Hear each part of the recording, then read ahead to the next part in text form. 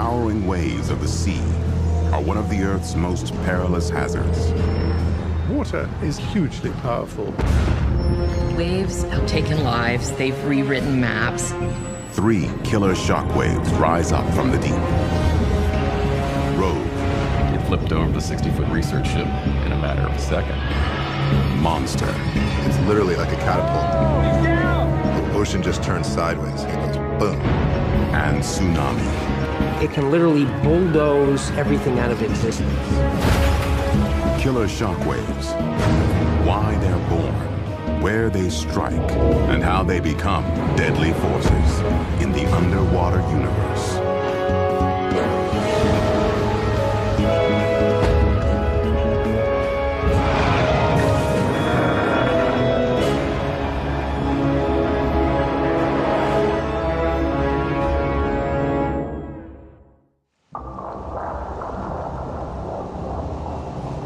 When we see the ocean, we see waves,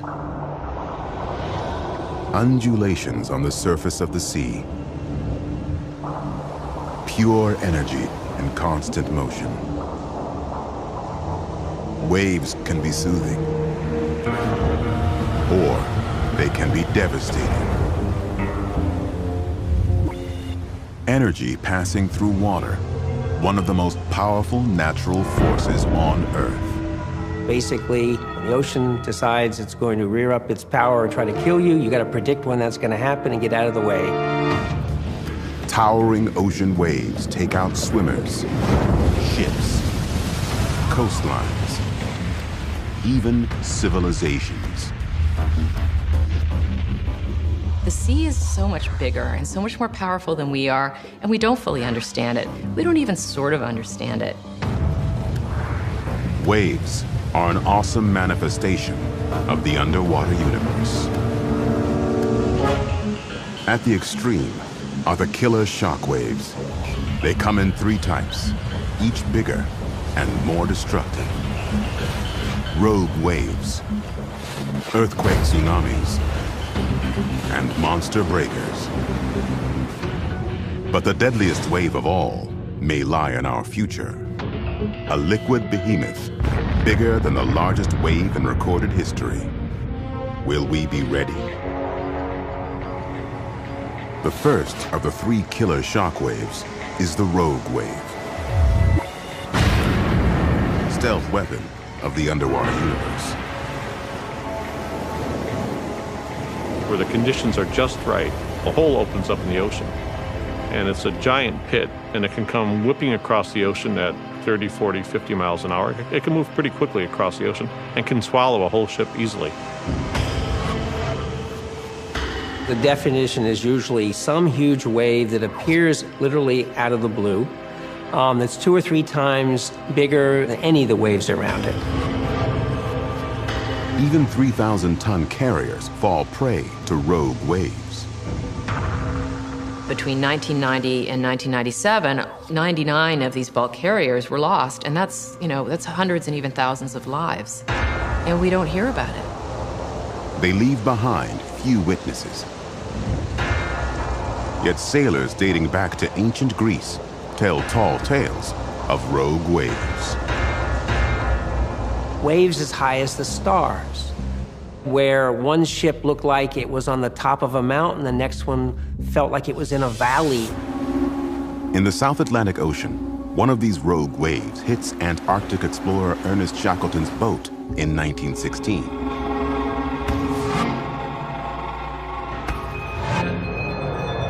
He called it a mighty upheaval of the ocean.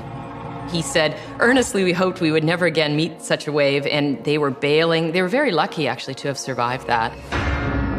But because reports of rogue waves are anecdotal, scientists dismiss them, like the legends of sea serpents and mermaids. It's not until 1995, at an oil platform in the icy North Sea, that scientists actually catch a rogue wave in the act.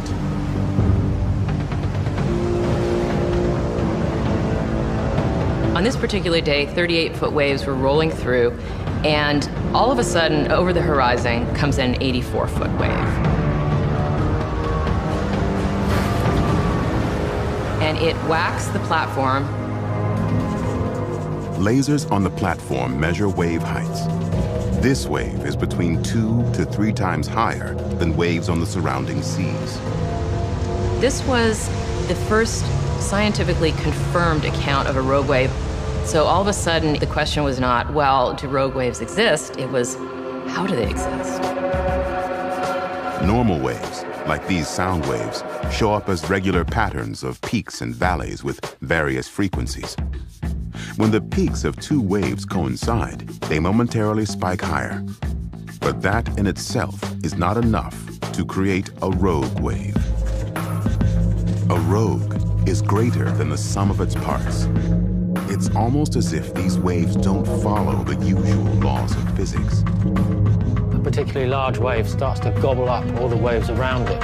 So the bigger it gets, the more energy it can take from its surrounding waves. So this is a kind of a vicious circle, a feedback effect. According to some experts, a rogue wave pirates energy from nearby waves like a snowball rolling down a hill, getting bigger and bigger as it goes.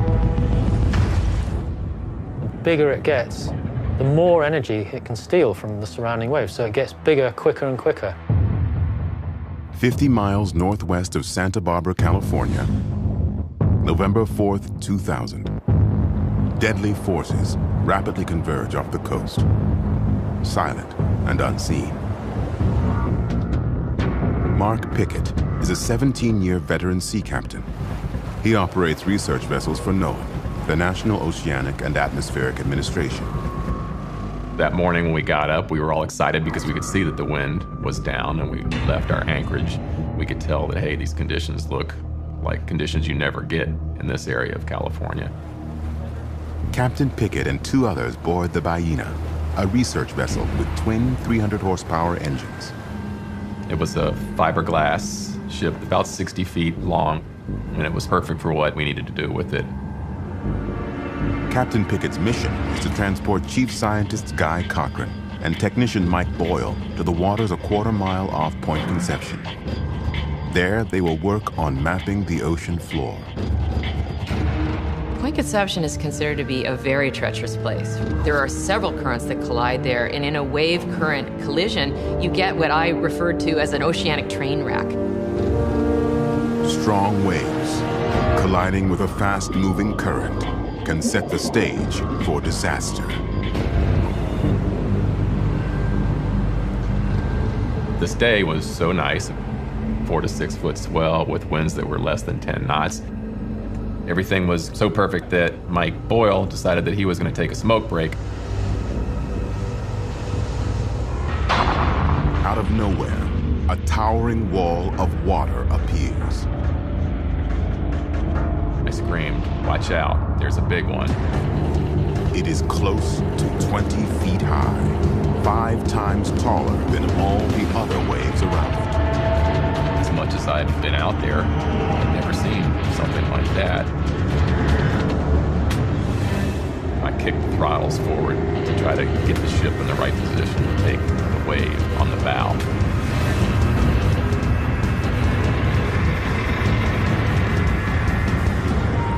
The Ballena immediately fills with water, trapping all 3 men. Captain Pickett escapes first, followed by Guy Cochran. But technician Mike Boyle is nowhere to be found. Of all the killer shock waves in the underwater universe, the most mysterious is the rogue wave.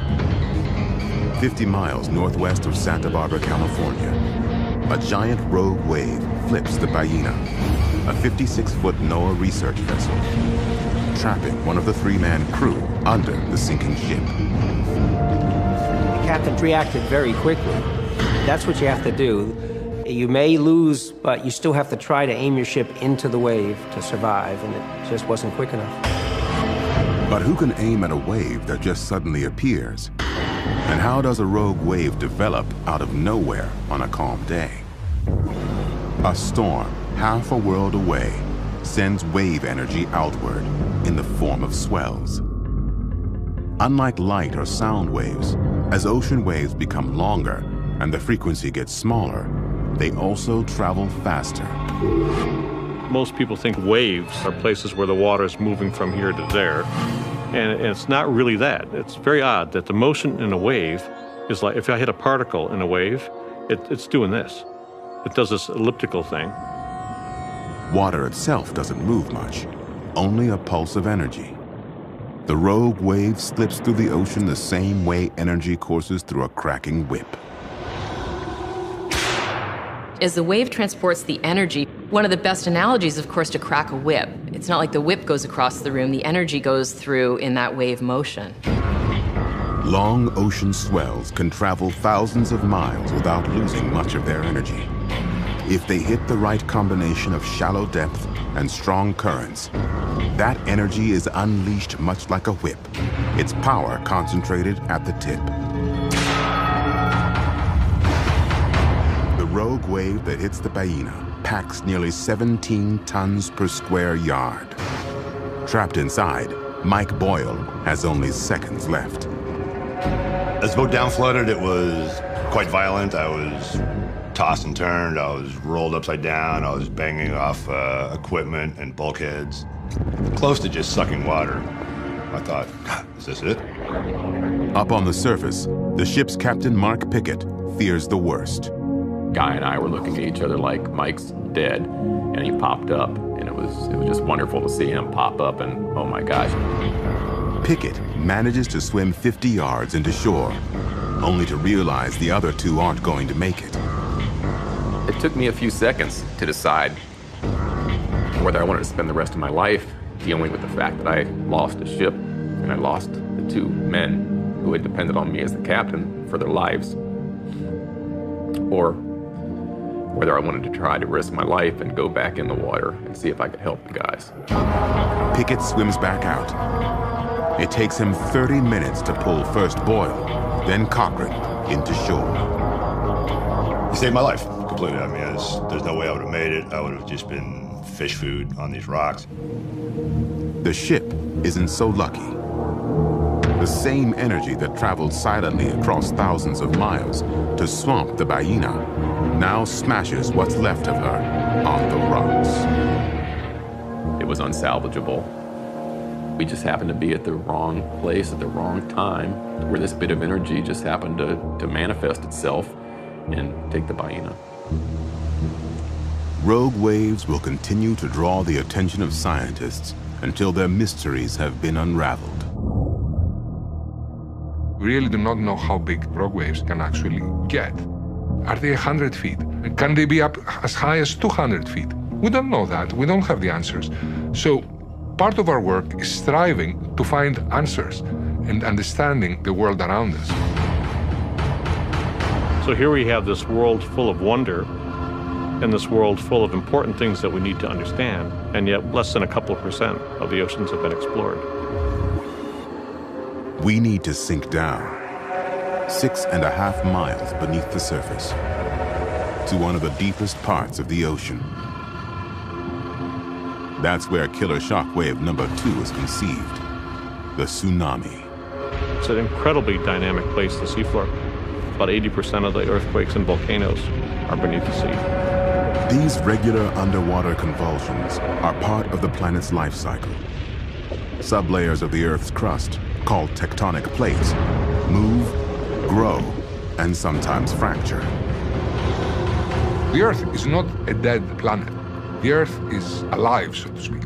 The plates move, and in the intersection of the plates, where the plates collide with each other, we have earthquakes. There is one place where tectonic plates may collide faster than anywhere on the planet: the Tonga Trench, located halfway between Hawaii and New Zealand. 35,000 feet below the surface, it is one of Earth's most active earthquake zones. So on the morning of September 29th, 2009, near the intersection of two plates, there was a really big earthquake, approximately magnitude 8. The Tonga Trench breaks right where the fault points towards Samoa. When a fault ruptures, it transmits the greatest amount of water wave energy at a 90-degree angle to the fault. like an arrow releasing from a bow. Once the earthquake happens, all this huge amount of ocean water is set into motion. That ocean water in motion is called a tsunami. The landmass that lies in its direct path will take the brunt of its force.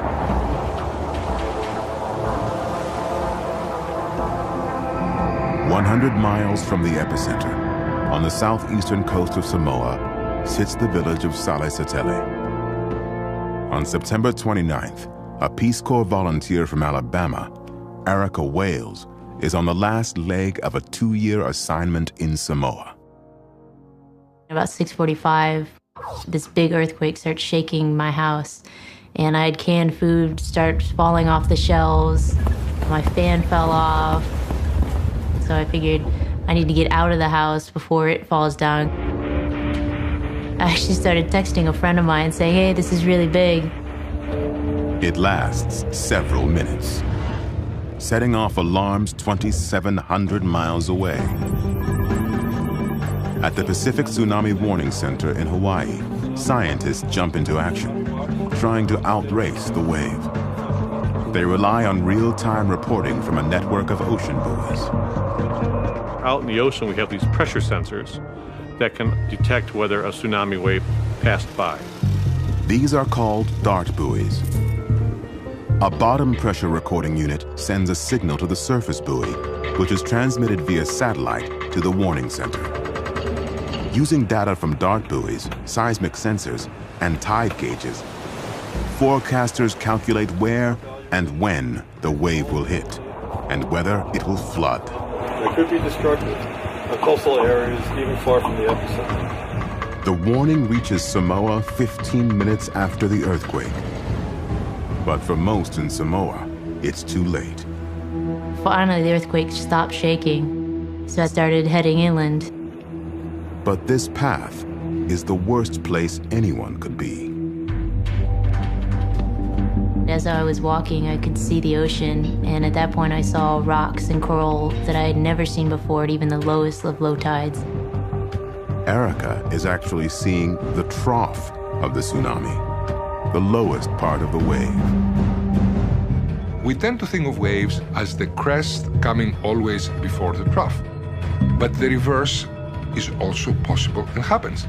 It depends on which side of the earthquake zone you are. At the Tonga Trench, when two tectonic plates collide, something has to give.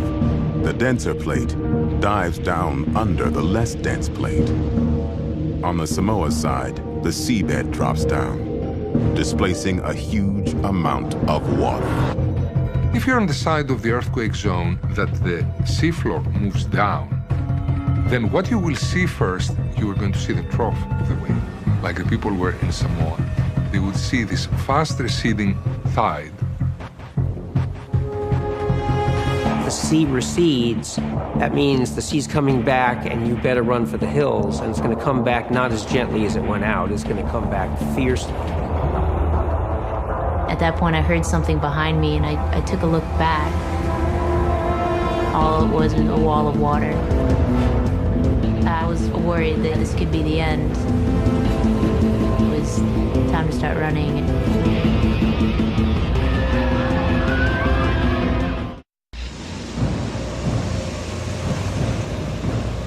On September 29, 2009, a magnitude 8 earthquake sets in motion the underwater universe's second killer shockwave, a tsunami. The massive wave, traveling at 500 miles per hour, is heading right for the tiny island of Samoa. In its speed lies its danger. Scientists at Oregon State University's wave tank show how a wave can move so fast. They simulate a tsunami in the lab's large wave flume. This is a scale model. We should imagine things in real life to be about 500 times bigger. So a house would be the size of a matchbox. Tsunamis affect the entire water column, all the way from the water surface to the seafloor. To trigger the wave, an engineer sets a giant paddle, called a wave board in motion. Energy is transmitted to the entire column of water in the tank. And there it is, it's coming. Just like in a real tsunami. Beautiful. In the ocean, this water would be 10,000 feet deep. The tsunami moves at the speed of a jet aircraft. The water molecules don't move much. Rather, the motion or energy moves through them, like through rings of a slinky. Its ring of the slinky does not move very far. Yet the motion gets transmitted from one side of the ocean to the other side. And eventually all this energy reaches the coastline and unfortunately tends to have devastating consequences.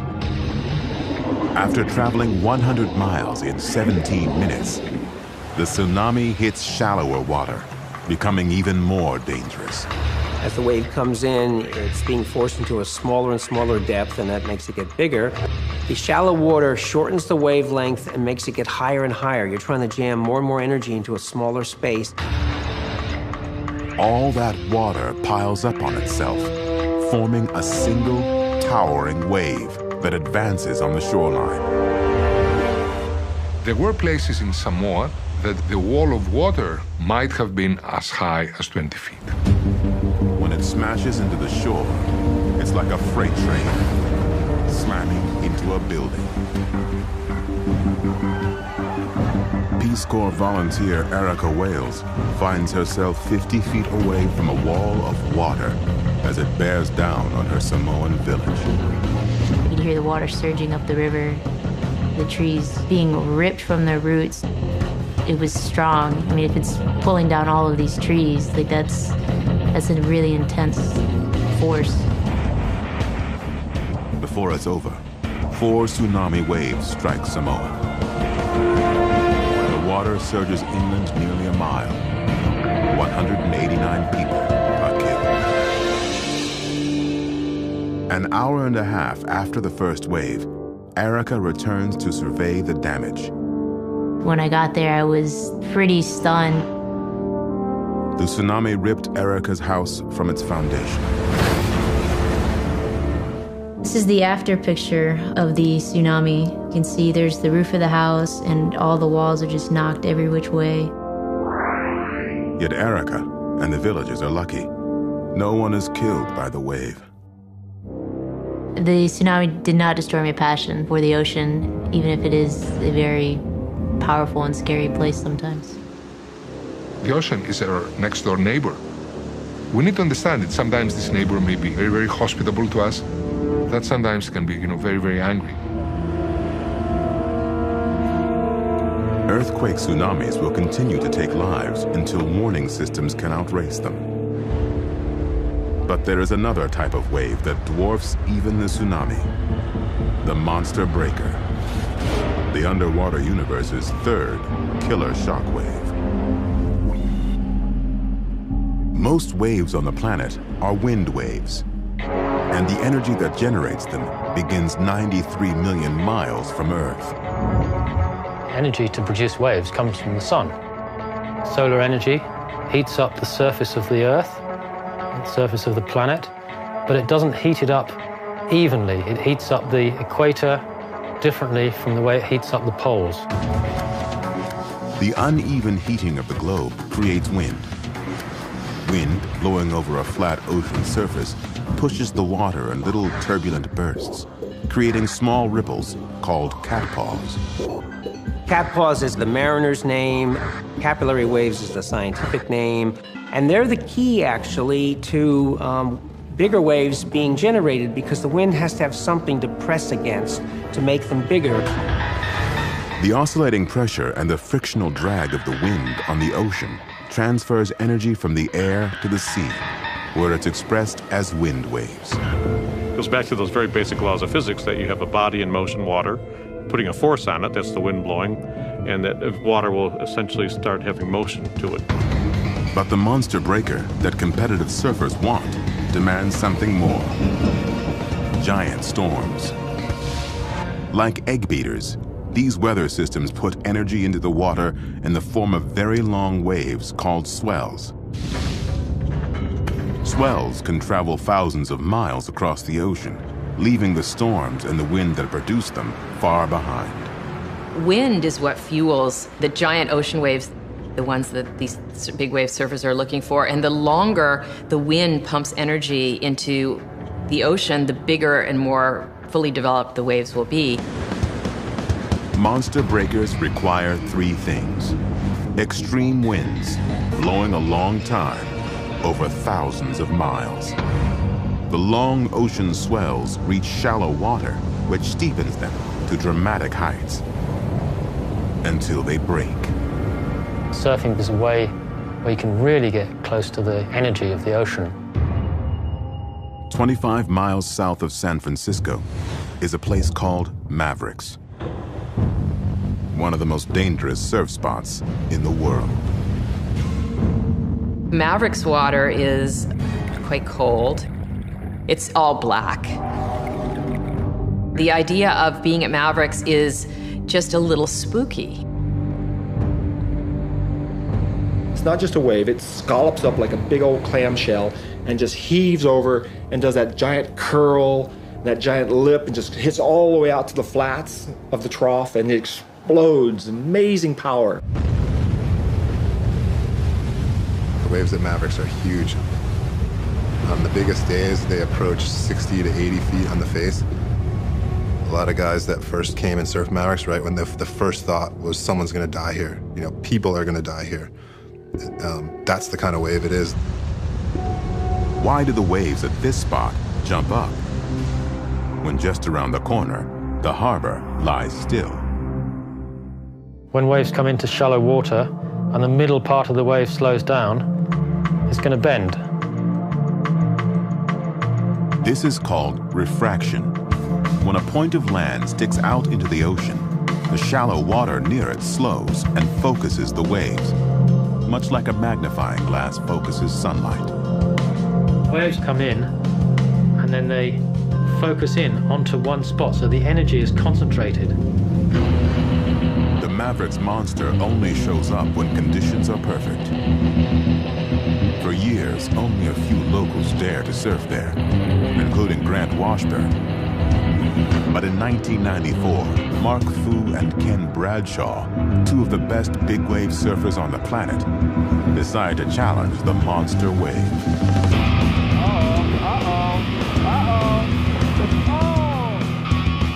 These men will learn a tragic lesson, that the winner is always the underwater universe. The third killer shockwave in the underwater universe. An elusive monster breaker the size of a 6-story building. It rears up infrequently at a surf spot 25 miles south of San Francisco called Mavericks. In 1994, Mavericks is just beginning to attract the attention of the superstars of the surfing world. Wow. Veteran surfer Ken Bradshaw is one of them. Mavericks became the new K2. It might have been Everest, but we weren't sure. But it was definitely a K2. It was right up there. There was some unreal waves out there. Bradshaw's younger rival, Mark Fu, also wants a chance at K2. Mark Fu was this high-profile younger surfer who was trying to make a name for himself. So he was always this kind of brash, pushy, aggressive surfer. My life is surfing, so... 36-year-old Fu is known for his fearlessness and his single-minded pursuit of publicity. Bradshaw has had his issues with Fu's quest for fame, but by 1994, he considers him a friend and a friendly rival.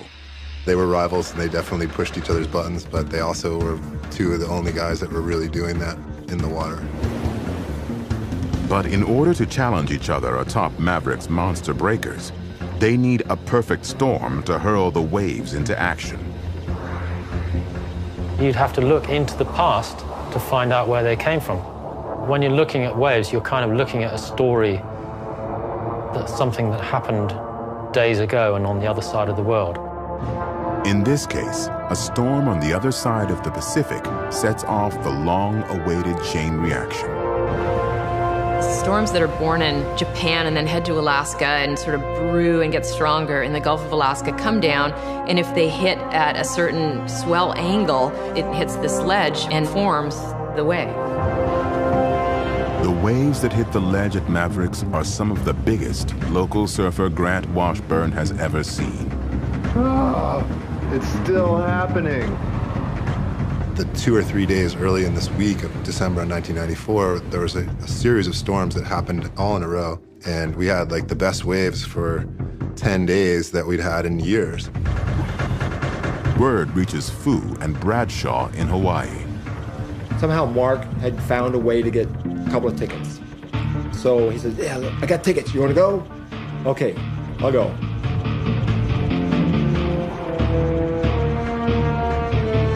On December 23, 1994, they arrive at Mavericks to see for themselves what kind of waves the storms in Alaska have delivered. They are big, very big. Waves are measured 3 ways. Wave height, from crest to trough. Wave period, the time between 2 crests passing the same point in space. And wave length, the horizontal distance between 2 crests. If we think of a wave as a sine curve, the distance between the waves from peak to peak is actually more relevant to the surfer than the height of the wave, because there's so much energy stored laterally on the surface of the ocean. The wave length of the swell that will hit Mavericks is very long, meaning each wave contains an enormous amount of energy. After traveling 2,000 miles from Alaska for 2 days at 60 miles per hour, the monster breakers are finally in town. It's a beautiful sunny day. Took the long walk out, talking about this break all the way. The water was not terribly cold. We get in the lineup. The waves that day obey the laws of physics, except that they're on steroids. The tallest part of the wave and the first part to break is the apex. That's the center part. That's where we want to catch it. With water at the apex falling as fast as 33 feet per second, it's also the hardest place on a monster breaker to take off from. It's the most desirable part of the wave to be on a surfboard because it's got the most energy. So it's pushing you along faster and it's more critical. Taking off from the apex delivers the greatest velocity, like skiing down the steepest slope of a mountain. The first piece to fall over, that's called the lip. If you're under it, you can ride the wave. If you do it right, it's a huge thrill. But on this day at Mavericks, the thrill of coming out on top will exact a high price. We're surfing for a while. After a few rides, I asked Mark, you having fun? He goes, oh yeah, I'm having a great time. The unwritten rule in surf culture, the man closest to the apex has priority for that wave. At 11:20 a.m., both Fu and Bradshaw paddle for the same monster. To hell with etiquette, you could see in his brain, I want this wave, it's a good wave. He wanted it. So I just put my legs in the water and I pull back. Figured let Mark have it, he's going. In this video, Mark Fu takes off smoothly. Then something goes very wrong. He fell on his stomach. He got sucked over in a part of the wave. As the wave shifts, Fu falls violently off his board. Then the entire weight of the wave crashes on top of him. Water's quite heavy. A cubic meter of water weighs a ton. Trapped under a wave, the surfer can spin end over end, caught in a vortex of energy powerful enough to snap steel. Feel like the wave's trying to rip your arms and legs off. It's trying to pull you in all directions at the same time. Surfers have been known to survive the impact of up to 3 successive waves before resurfacing. But in this case, wave after wave passes by with no sign of Fu. I get to the beach and somebody comes running up to me and he's got this really weird look in his face. I'm going, uh-oh, something's wrong. So I went on board and, of course, identified him. In absolute disbelief, I just picked him up and held him in my arms and said, why, Mark, why? He was the first big wave rider to actually die surfing big waves. He was the first. Mark Fu is killed by not just one, but a succession of monster breakers. At Mavericks, the wave controls the energy of the surfers. That's not true on most spots. Most surf spots, the best surfer, can pretty much dominate the waves. At Mavericks, the waves dominate everybody, including the best guys in the world. Before the Mark Fu incident, they didn't really think that you could die in big waves. And that was a kind of reality check for the guys who surfed Mavericks at that time. As terrifying as these waves are, there is another, even more devastating killer shockwave. Its origin lies outside the underwater universe. There's a type of tsunami that we typically call impact tsunami, and that's when something from above the water crashes down into the water. The impact tsunami. When mass from above impacts water below, the ocean responds with a killer shockwave unlike any other. Just such a wave is created in August of 1883 when a massive volcanic island in Indonesia, Krakatoa, erupts. Suddenly, without any real warning, there was a titanic explosion where the entire island essentially vaporized in a microsecond. 2/3 of the volcanic island falls into the ocean, setting in motion 4.8 cubic miles of seawater. There was what we call a flank collapse. A piece of the volcano actually collapses into the water, displaces water sideways. Unlike an earthquake tsunami, in an impact tsunami, the closer you are to the source, the bigger the waves. We're talking about a wave which, from anecdotal evidence, seems to have been about 130 feet high. The Krakatoa wave is the largest impact tsunami in recent memory. But it pales in comparison to the biggest recorded wave in Earth's history. An event so destructive, it wipes out more than half of all living species. And it's just a matter of time before it could happen again. The deadliest, most powerful killer shockwave in the underwater universe is actually conceived in outer space. 65 million years ago, there was an asteroid in space. We think we might even know where the asteroid came from, what its parent family was.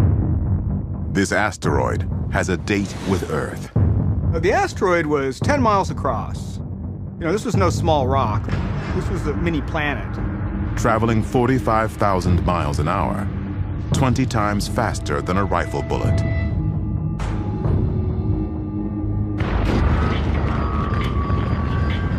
The impact with Earth unleashes the equivalent of 100 million tons of TNT. It destroys up to 70% of Earth's species. The asteroid that 60 million years ago apparently wiped out the dinosaurs and much of life as was known at that time, created this huge crater north of the Yucatan Peninsula. A crater believed to be 120 miles wide and 1 mile deep. The ocean was about 50, 100, maybe 200 meters deep at this point. You can think of it as a basketball splashing in a puddle and splashing water all over the place. But the real event is the massive hole you made in the ground. And now all the oceans want to rush in to fill this hole. As water rushes in, a wave train moves back out, causing a tsunami as high as the Empire State Building. An expanding ring of waves radiates outward in all directions.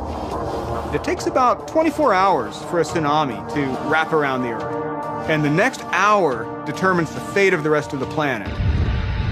The wave generated by the asteroid strike inundated Europe, it inundated the southern coasts of the continent that we now call North America. It swept around every ocean on Earth, absolutely disrupting and destroying most of the life in the sea. Even today, there are still traces of the ancient cataclysm. The best record you find of it is these little tiny pieces of meteorite down on the seafloor.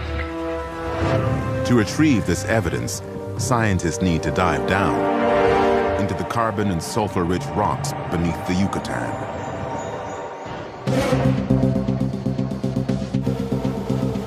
You can drill and find sediments that were laid down around that time. We've got bits of the asteroid that struck the Earth. And so that's the smoking gun. Asteroid impacts are not a unique event in Earth's history. We get hit by something the size of a Volkswagen about every 2 weeks. It ends up exploding in the atmosphere. Could an asteroid the size of the one that hit 65 million years ago strike again? There's absolutely no question that another asteroid is going to hit the Earth. With 70% of the Earth's surface covered by water, it's a better than 50-50 chance it's going to hit the ocean. If it hits water, the resulting waves could be monstrous. They can be as high as the ocean is deep. And if you have a big enough asteroid, you can make an ocean wave 5 miles high. I don't think people really appreciate this. It's actually the tsunami that's probably the biggest risk that we have to fear from asteroid impacts.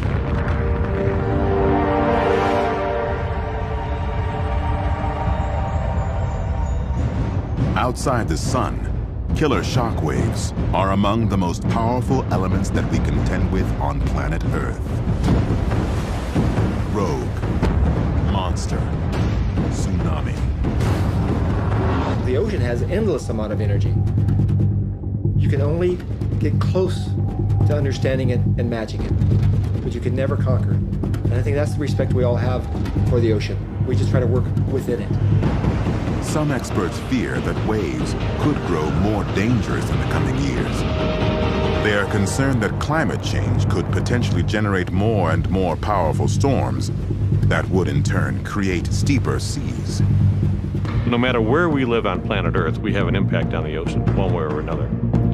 Conversely, no matter where you live on Earth, the ocean has an impact on you. There's the water again, it's hitting again. Look at our track record as a civilization. It's in our best interest to understand the ocean and learn how to use it wisely. While we may think we can direct our destinies, killer shockwaves remind us we do not. Once you're at sea, you're all alone, and there's gigantic waves and a storm, and you realize pretty quickly how insignificant you are. You stand in front of a 70-foot wave, you can't think, hey, I'm running the show, because that illusion is just shattered. And I think awe is the proper emotion to talk about. It's a mix of beauty and terror. People have nightmares about it. It seems to be almost a universal vision. You can't stop it. You can't do anything about it. You are completely powerless.